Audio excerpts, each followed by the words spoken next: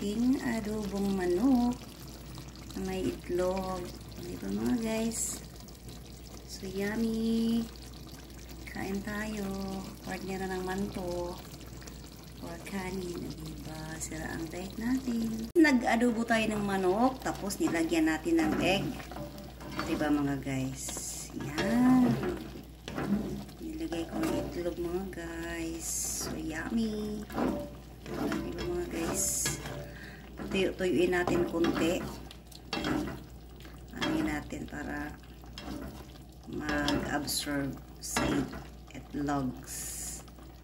Ayan mga guys ang ating adobo. Ayan diba? So yum. Ayan mga guys. Nabarihan na nato ang ating adobo. O yan ang ating adobo mga guys. So yum. O diba? Ang ating adobo. Ayan na mga guys. Ukayin natin. Ayan.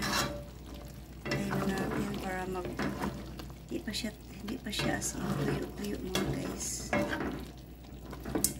Okay lang naman medyo may sabaw-sabaw kunti, diba? Kung gusto niyo may sabaw-sabaw lang. Ayaw niyo ng dry. Masyadong dry. O diba? So yummy mga guys. Taob ang kanin natin dito mga guys. O diba? So yummy. Hi guys, ito ng ating adobong manok. Yan, malapit na natin patayin kasi ano na siya guys, medyo malapit na siya matuyo. Okay lang yung may sabaw-sabaw konti, diba? Masarap.